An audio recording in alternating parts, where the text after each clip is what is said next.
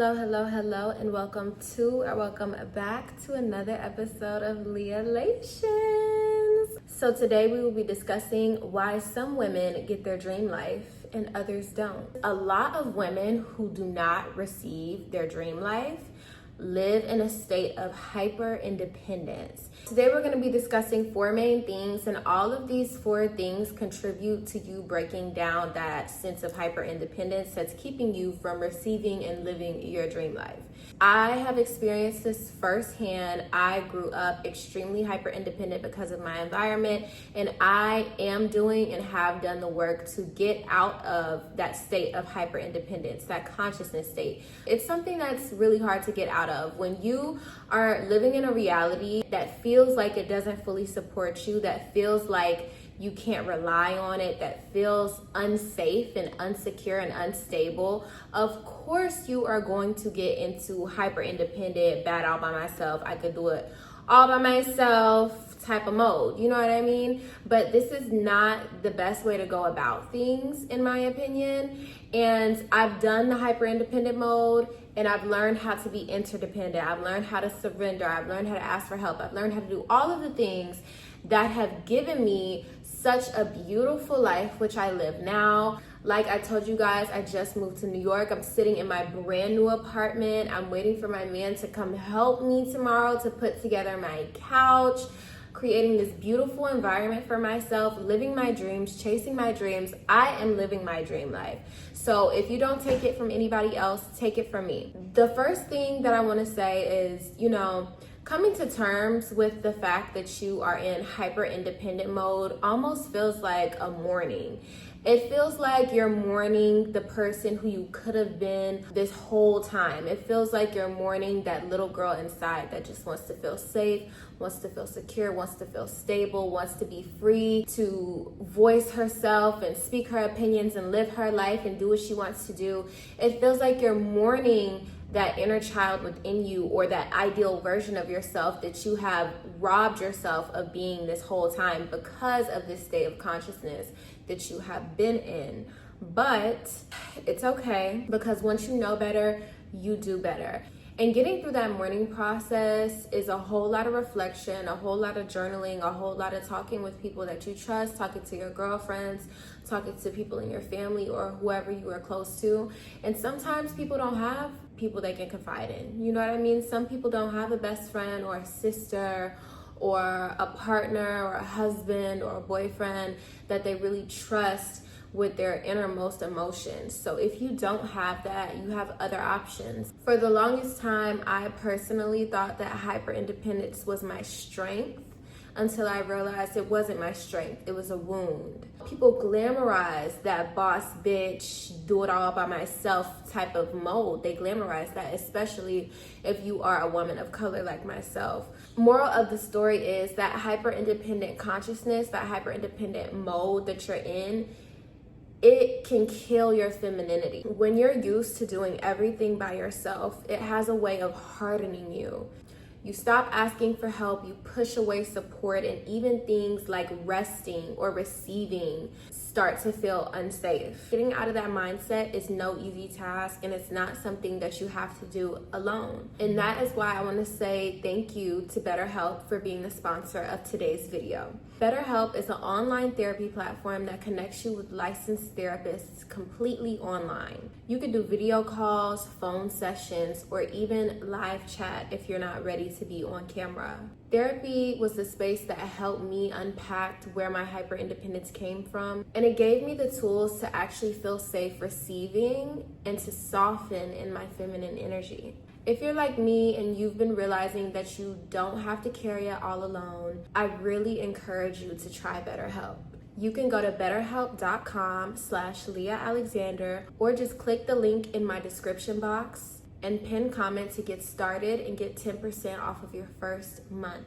Healing hyper independence isn't about losing your strength. It's about letting yourself be supported and stepping fully into your feminine energy so you can embody it and not just look it. With that being said, let's get into the 4 major things that I believe are keeping some women from experiencing and getting their dream life. Number one, women who get their dream life know how to surrender. The popular idea is that women are supposed to be submissive, especially that she's supposed to be submissive to her man. No, I will be the first one to tell you that's not the case. It is not about submission at all. It's about surrender. Two completely different things. What is the definition of surrender? And if you see me looking down, it's because I'm reading my notes. The definition that I'm choosing to use for surrender for today's video is that surrender is the ability to abandon oneself entirely to a powerful emotion or influence, i.e., to give into it. Think about it like this. Let's say you're in a wave pool at the water park or something like that. And the waves are coming crashing, they're crashing on you, and you keep trying to swim and go against the current, and you keep trying to swim to get to a certain place in the pool or a certain place in the water. And each time you try to swim and you keep fighting against the waves, they keep pushing you back down and pushing you back down and drowning you under the water and pushing you under the water and further away from where you ever intended to go. That is what it looks like when you are in a state of resistance and you're fighting against life. You're fighting against the current. You're fighting against your situation. You're fighting against something. It's resistance. You're pushing back. That's what you're doing.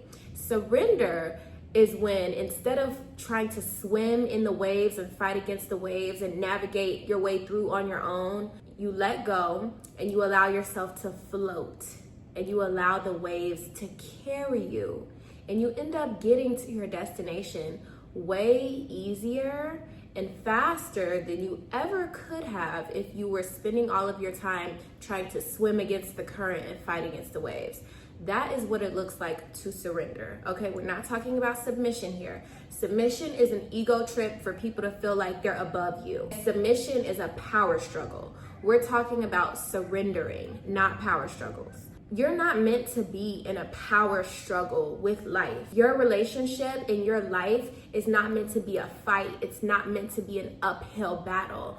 Life can be a beautiful romance and a beautiful daydream. It could be your dream life if you allow it to be, if you surrender and you work with life instead of working against it. If you surrender and you work with your partner instead of working against them. Life can be beautiful. Life can be a walk in the park. But when you are trying to fight against it and get things done one specific way and be really gritty and like hard working and struggle about it, that's what you're going to experience. That's what you're going to get more of. You're going to get more struggle and less dream life. You're going to get more difficulty and less ease because you are choosing the hard way. And don't get me wrong, surrender is not an easy thing, especially if you've been in hyper independent mode, because surrendering can feel completely unsafe. Because when you have been out of control for so long and you finally get to take control, it's scary to think about what your life will look like or what your reality will look like whenever you release control and allow life to carry you, allow a higher power, whatever you believe in, to carry you, allow the support of your partner to carry you, allow the support of your inner circle and your family to carry you. It can feel scary to do that because you're in hyper independent mode, but you have to let go of the reins and you have to surrender. Submitting is ridiculous. Like, you don't let life whoop your ass and lay you down and you just sit there and take it. That's what submitting is. When you let life beat your ass, knock you to the ground, and you sit there and you lay there and you don't do anything about it. That is submitting. You're submitting to life beating your ass, okay? I'm not talking about submission. Once again, we're talking about surrendering. We don't have room for submission. All we have room for is surrender. If you want to live your dream life, you can't be out here submitting to life, two-piecing your ass every other day. I'm sorry, you just cannot be doing that. And I know you're probably wondering, well, how do I do that? How do I surrender? You surrender by giving up control, by saying, you know what? I've done everything I could do in this situation. You know what? I've exhausted all of my options. I've done everything in my power. I don't know what to do next. I don't know what turn to take. I don't know where to go from here. I give up. I'm done doing it all alone. Help me. That is what surrender looks like. And you're probably wondering, who do I ask for help? Like, I'm a grown-ass woman. Who am I supposed to ask for help? I'll tell you. You're asking whatever higher power you believe in. I don't care if it's God. I don't care if it's the universe. I don't care if it's Jesus. I don't care if it's Allah.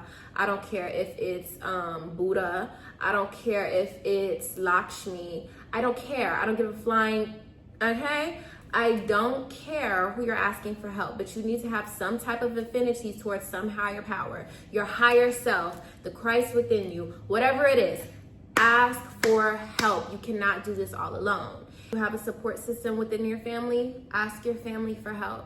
If you have a support system within your friend group, ask your friends for help. Ask your husband for help. Ask your fiance for help. Ask your boyfriend for help. Because if you are sleeping with a man, you damn sure better be able to ask him for help. Okay? Don't piss me off. You mean to tell me that you in the kitchen slicing and dicing it up 7 million different ways, that you making the house all beautiful and lovely, you got candles burning, it's a beautiful environment when they walk in, that you throwing it down and doing 500 million different tricks and moves in the bedroom and you can't ask for help? No. No. Anybody that you are sharing the most intimate part of yourself with, anybody that you are sharing your body with, damn sure better be able to help you. And I'm not just talking about financially. I'm talking about mentally, spiritually, emotionally, in business. They need to be able to hold space for you, your emotions, and everything that you come with. It's not just about this all the time. That is very important, but that is the bare minimum. I'm gonna need y'all to raise the damn bar, okay? Raise the bar. I'm tired of talking about this. Okay, he has money and what? Great. So many other people do. Now what? I want a rich nigga. Okay, can he communicate his emotions? How does he handle anger? What does he do in times of stress? Is he a good leader? Is he a good role model? Does he have a good relationship with his family? Like, I'm gonna need y'all to think bigger. It's more than just money. You can make your own money. That's nothing. If you sitting here watching me right now and you're a fan of my work and you listen to my work and what I have to say, you know that's nothing.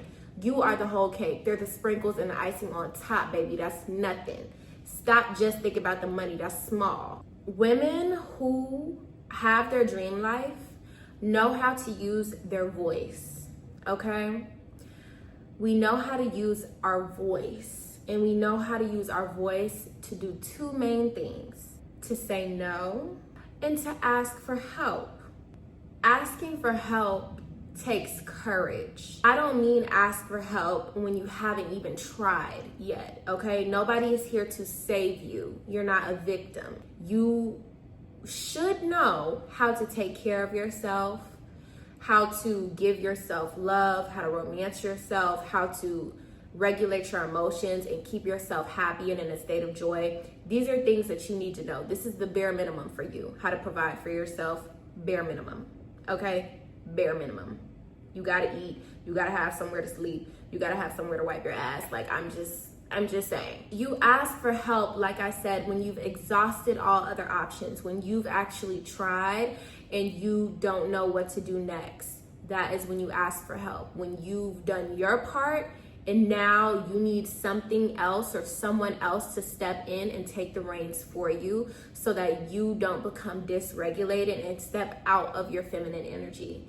If you're hyper independent, it feels scary to ask for help because you're afraid of being denied. You're afraid of being a burden to somebody else. But anybody who loves you truly and deeply, genuinely loves you, you could never, ever be a burden to them.